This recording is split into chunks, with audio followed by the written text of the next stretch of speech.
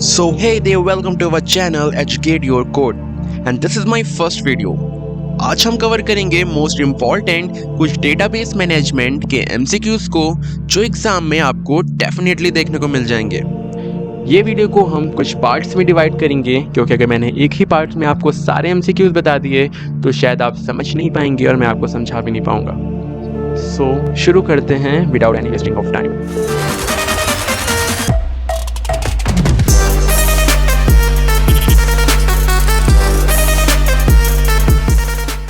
सो हमारा first question है what does DBMS stand for. So the right answer is database management system. DBMS का full form होता है हमारा डेटाबेस मैनेजमेंट सिस्टम। हमारा सेकंड क्वेश्चन है which of the following is not a type of DBMS। So the right answer is data warehouse DBMS cause बाकी के तीनों हमारे टाइप्स होते हैं relational DBMS, object oriented DBMS, hierarchical DBMS, network DBMS। ये सारे types हैं हमारे डेटाबेस मैनेजमेंट सिस्टम के। नेक्स्ट क्वेश्चन हमारा है which DBMS model represents data as a collection of objects. Relational model, hierarchical model, network model या object oriented model. So the right answer is object oriented model क्योंकि relational model जो data store करता है वो table को form करके करता है। हायरार्किकल मॉडल में हायरार्की फॉलो होती है बॉटम टू टॉप अप्रोच की एंड नेटवर्क मॉडल में हमारे नोड्स के थ्रू डेटा स्टोर होता है।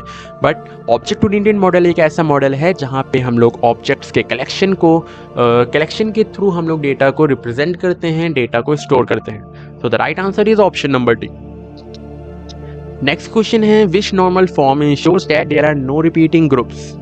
So the right answer is first normal form क्योंकि यहाँ पे हम एटॉमिक वैल्यूज को स्टोर करते हैं। क्वेश्चन नंबर 5 है which SQL command is used to retrieve data from a database. अगर हमें अपने डेटाबेस से अपने डेटा को रिट्रीव करना है, देखना है तो कौन सा कमांड हम लोग यूज करेंगे। So the right answer is option number C, select command. हमारा नेक्स्ट क्वेश्चन है which SQL clause is used to filter records based on a specified condition. अगर हमें अपने डेटाबेस से कोई डेटा को या रिकॉर्ड को फिल्टर करना है कुछ कंडीशन देके तो कौन से क्लॉज का यूज करेंगे। So answer number B, where clause. अब कुछ बच्चे यहाँ पे ऑप्शन नंबर ए को भी टिक कर सकते हैं, हैविंग क्लॉज, क्योंकि हैविंग क्लॉज भी कंडीशन देता है। बट हैविंग क्लॉज तब कंडीशन देगा जब हम लोग ने ग्रुप बाय का यूज किया हो। मीन्स जब भी हम लोग ग्रुप बाय फंक्शन का यूज करते हैं उसके साथ हैविंग का यूज करते हैं। अदरवाइज वेयर क्लॉज का यूज करेंगे कंडीशन देने के लिए, अपने रिकॉर्ड को फिल्टर करने के लिए। So the right answer is option number B. Next question है what is a primary key in a relational database. तो सबसे पहले समझते हैं कि प्राइमरी की क्या होता है। अगर हम किसी भी टेबल में कोई भी कॉलम को एज अ प्राइमरी की डिनोट करते हैं तो इसका मतलब है कि उस कॉलम में जो भी हम लोग वैल्यू को स्टोर करेंगे वो यूनिक होनी चाहिए, डिस्टिंक्ट होनी चाहिए। मीन्स कोई भी डुप्लीकेट वैल्यू नहीं होनी चाहिए, रिपीटिंग वैल्यूज नहीं होनी चाहिए, अदरवाइज वो एरर शो कर देगा। सो प्राइमरी की क्या होती है, a key that uniquely identifies each row in a table. तो the option number A is correct. Next question है which of the following is not a type of join in SQL। हमारे SQL में कुछ joints होते हैं जिनके through हम लोग कुछ ऑपरेशंस को परफॉर्म करते हैं, तो हमको बताना है इनमें से कौन सा टाइप नहीं है। So the right answer is option number D, append join, क्योंकि inner join, outer join and cross join ये तीनों ही हमारे टाइप्स होते हैं। Next question is what is the purpose of the cascade option in a foreign key constant. सबसे पहले समझते हैं कैस्केडिंग क्या होता है। सपोज हमारे पास दो टेबल हैं, एक टेबल में हम लोग ने प्राइमरी की बनाया है एंड सेकेंड टेबल में हम लोग ने फॉरेन की बनाया है, रेफरेंस दिया है उस प्राइमरी की का। इन फ्यूचर अगर हम लोग फर्स्ट टेबल जहाँ पे प्राइमरी की को हम लोग ने बनाया था उसमें कुछ भी चेंजमेंट करते हैं और हम चाहते हैं कि हमारी सेकेंड टेबल जहाँ पे फॉरेन की है उसमें ऑटोमेटिक चेंजमेंट हो जाए, तो हम लोग कैस्केडिंग का यूज़ करते हैं। कैस्केडिंग हम लोग हरदम रेफरेंस टेबल में लगाते हैं, जहाँ पे हम लोग ने फॉरेन की का रेफरेंस दिया था उस टेबल में हम लोग कैस्केडिंग का यूज़ करते हैं। एंड कैस्केडिंग टू टाइप्स की होती हैं, on cascade delete and on cascade update.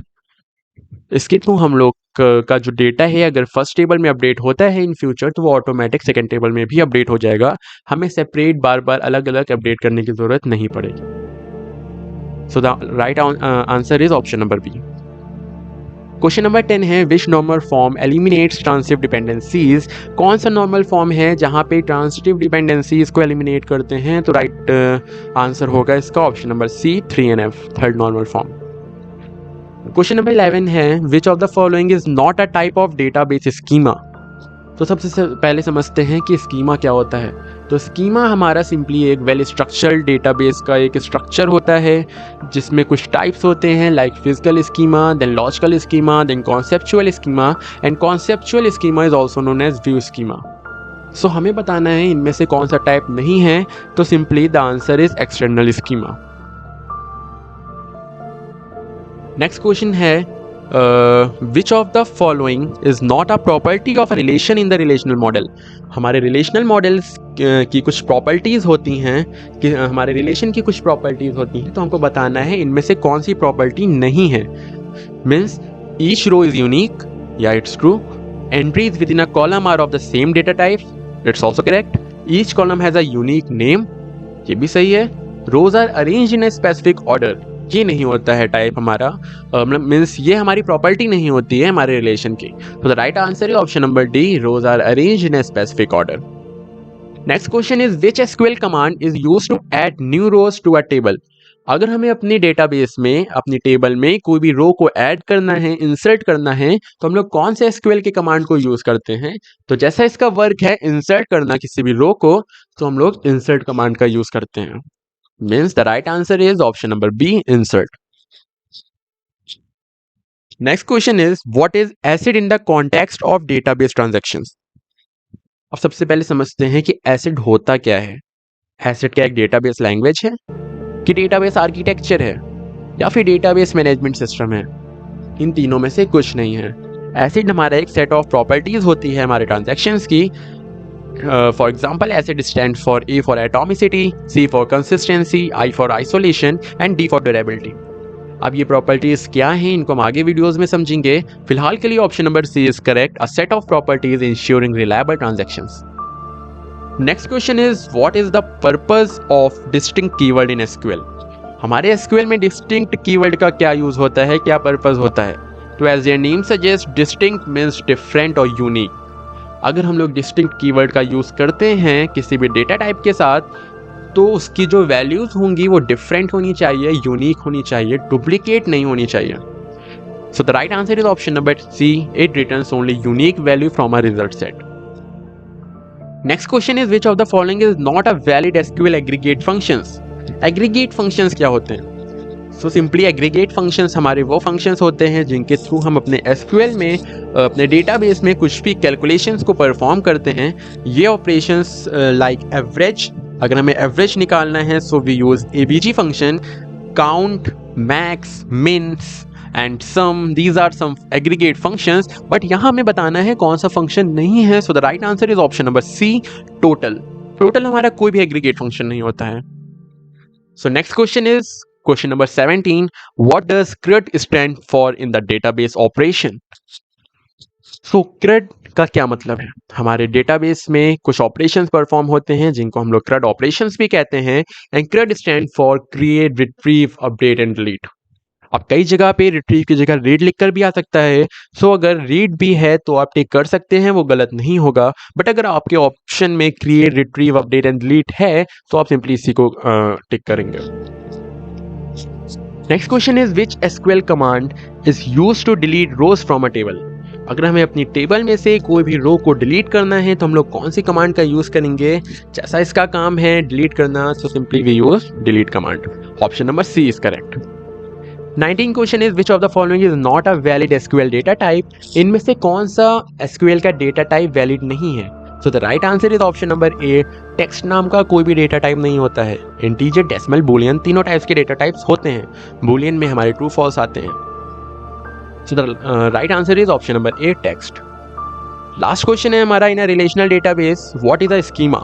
Schema जैसे मैंने आपको पहले बताया, ये एक वेल स्ट्रक्चर होता है हमारे डेटाबेस का जिसके अंदर हमारे physical schema, logical schema and conceptual schema आता है, जिसको हम लोग व्यू स्कीमा भी कहते हैं। सो स्कीमा क्या है। Schema is a logical structure that represents the organization of data. So the option number D is correct. So आज के लिए बस इतना ही। आगे के MCQs हम लोग नेक्स्ट पार्ट में कवर करेंगे।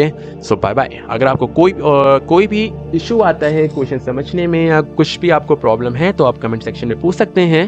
एंड नहीं तो आप वीडियो को पीछे करके भी दोबारा देख सकते हैं। So thank you so much.